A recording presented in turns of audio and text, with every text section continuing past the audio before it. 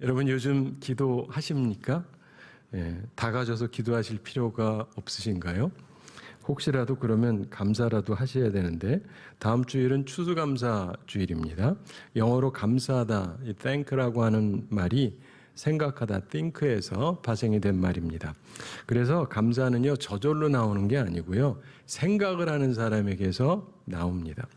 아직 생명을 주신 하나님을 생각하면서 감사하고 굶지 않고 먹을 수 있는 것 주신 것을 생각하면서 감사하고 이런 다양한 감사 모두 생각에서 나오는 것입니다.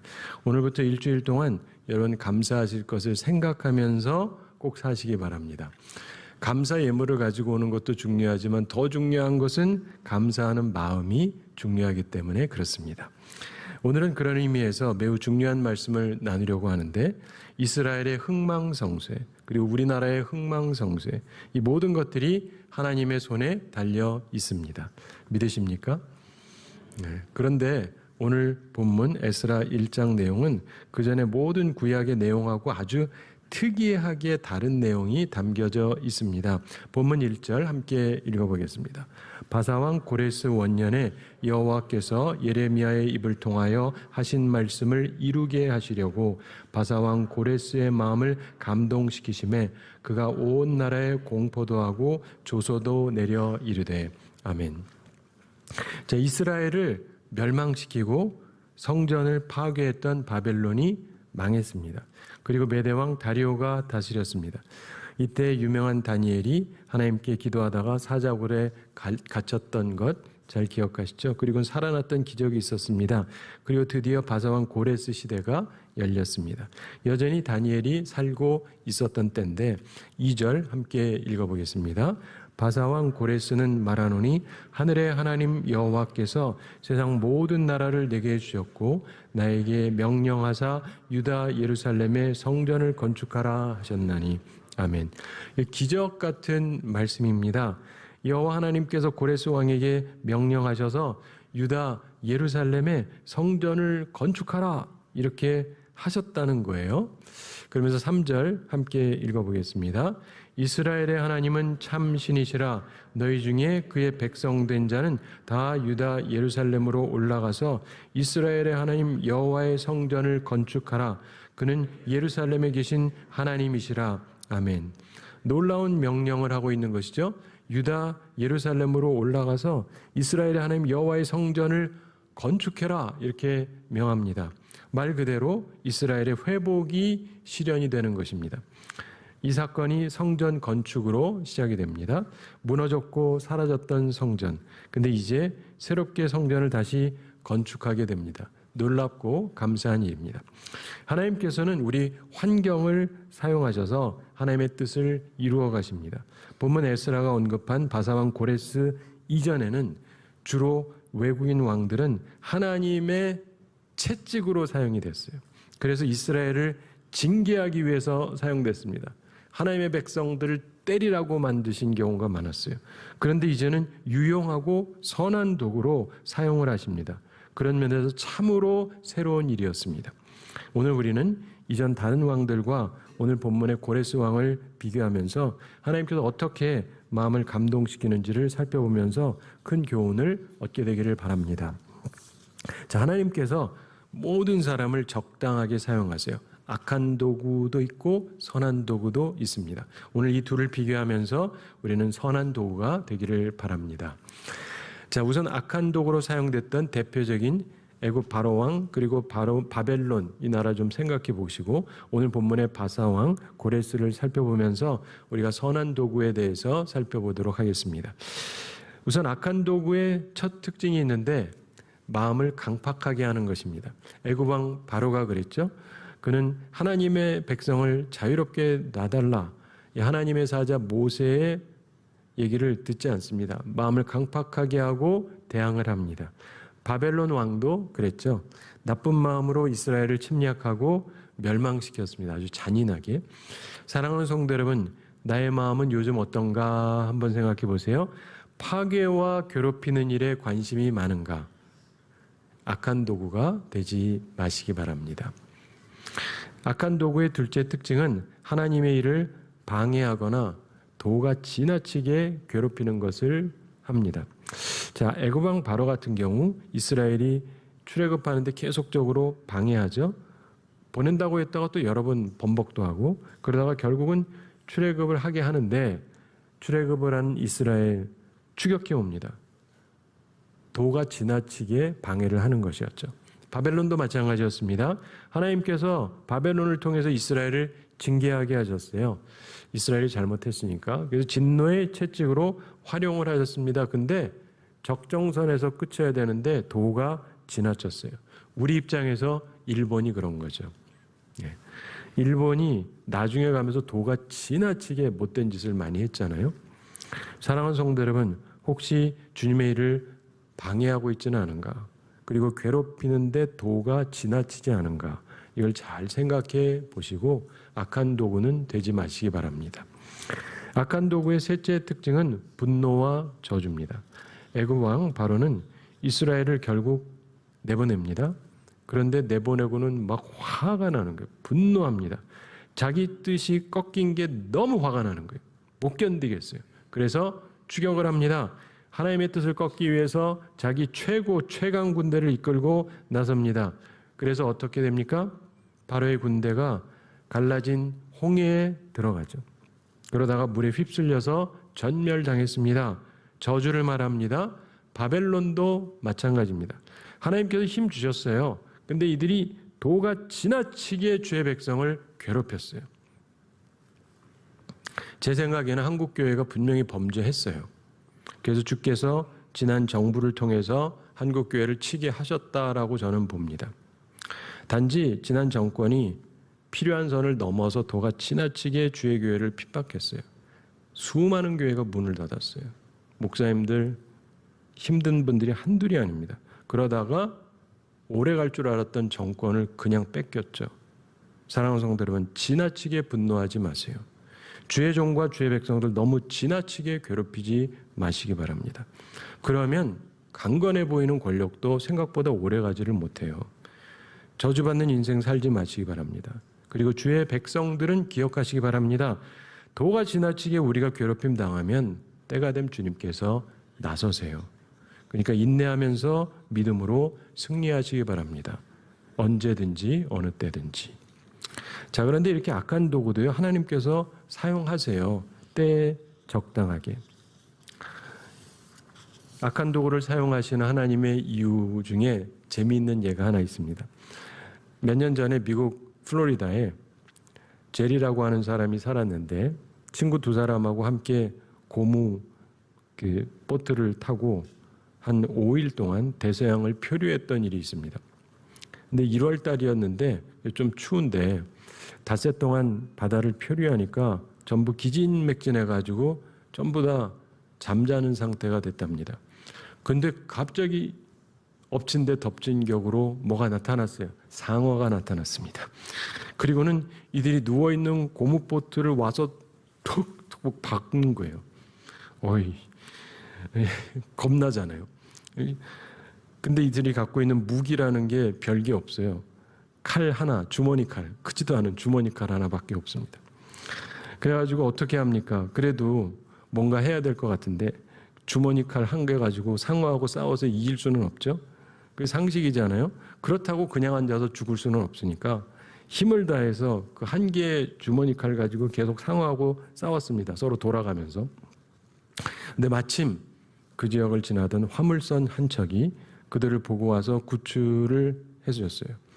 근데 이들의 말에 의하면 이 사람들이 그냥 고무보트에서 잠들어 있었으면 화물선이 이들을 발견할 수 없었을 거래요. 근데 마침 상어하고 열렬하게 막 싸우고 있으니까 이게 멀리서 보였다는 거예요. 그래서 구출할 수 있었습니다. 사랑하는 성도 여러분, 살다가 보면 때로는 안 그래도 힘들어 죽겠는데 상어까지 우리를 받는 일이 벌어질 수도 있어요. 너무 힘들죠. 우리한테 주어진 건 주머니 칼 하나밖에 없고 아주 어떻게 이기겠습니까? 그렇지만 하나님께서 그 악한 도구도 결국 모든 게 합력하여서 선을 이루게 하신다는 걸 꼭 믿으시기 바랍니다.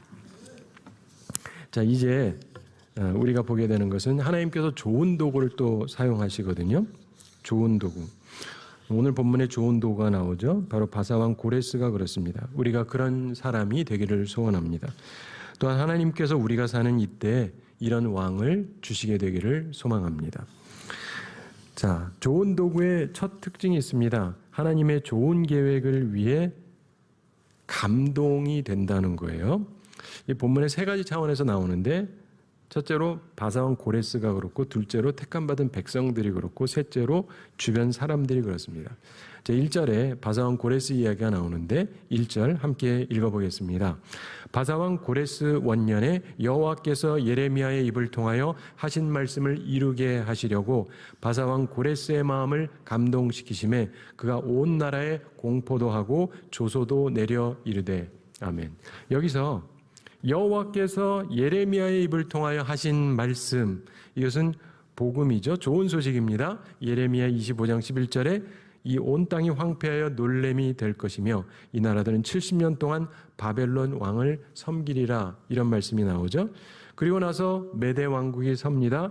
다리오 왕이 다스렸습니다. 근데 회복되지는 않았고 이제 바사왕 고레스가 섭니다. 그러면서 하나님의 좋은 계획을 위해서 하나님께서 바사왕 고레스의 마음을 감동시키심에 그가 조서를 내린 것입니다. 둘째로 택함받은 백성들이 감동이 돼요. 5절 함께 읽어보겠습니다. 이에 유다와 베냐민 족장들과 제사장들과 레위 사람들과 그 마음이 하나님께 감동을 받고 올라가서 예루살렘에 하나님의 여호와의 성전을 건축하고자 하는 자가 다 일어나니. 아멘. 자, 유다와 베냐민의 족장들 그리고 제사장들과 레위 사람들을 비롯해서 마음이 하나님께 감동을 받은 사람들이 일어나게 됩니다. 그리고 세 번째로 주변 사람들도 감동이 돼요. 본문 6절 함께 읽어보겠습니다.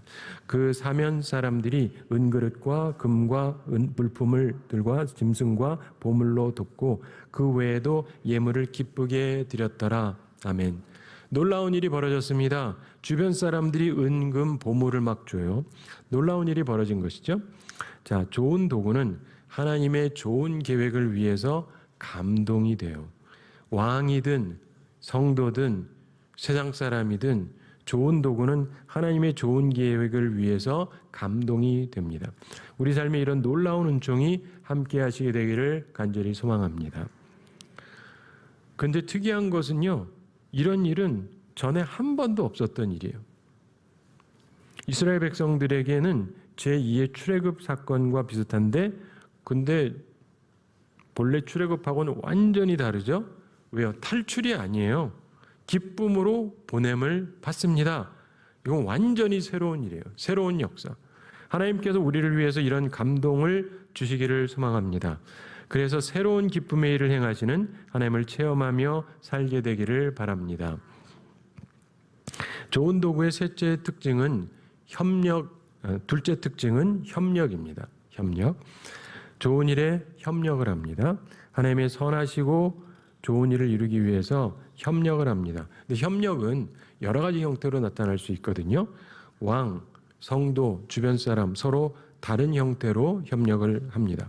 우선 왕을 살펴보겠는데 3절 중반에서 너희 중에 그의 백성된 자는 다 유다 예루살렘으로 올라가서 이스라엘의 하나님 여호와의 성전을 건축하라, 이렇게 명령하죠.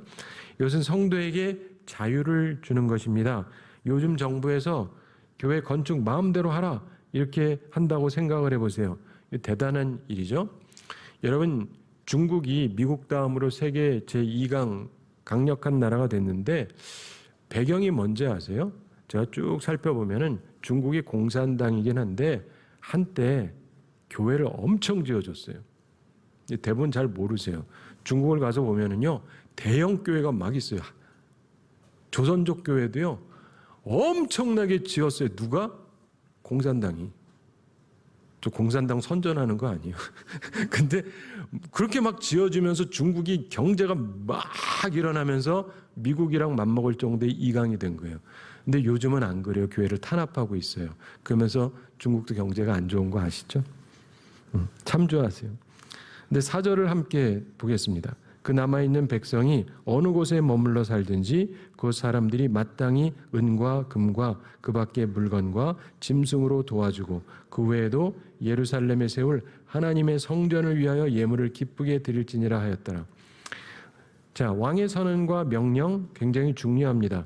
주변 사람들이 마땅히 은, 금, 물건, 짐승 이런 걸로 도와줘야 된다. 그리고 성전을 위해서 예물을 기쁘게 드려야 된다. 이렇게 명령을 했습니다. 교회 건축을 위해서 백성들이 협력해 줘야 된다. 이렇게 선언을 하는 거예요. 왕으로서 큰 협력입니다.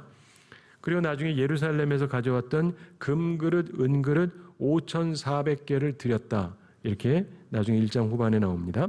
그 다음 성도들을 살펴보겠습니다. 5절을 다시 함께 읽어보겠습니다.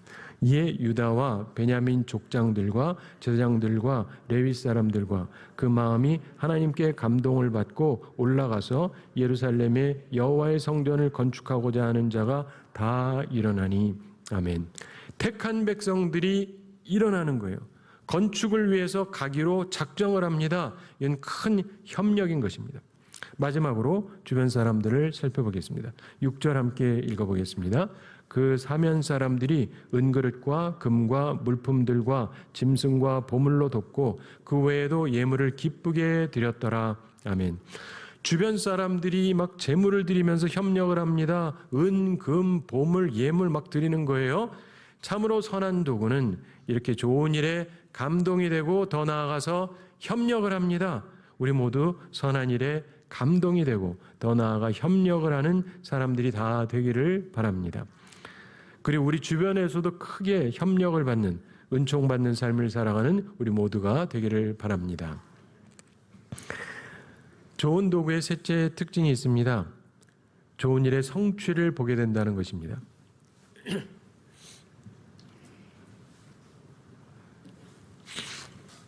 사람이 계획한다고 다 되는 것은 아니잖아요.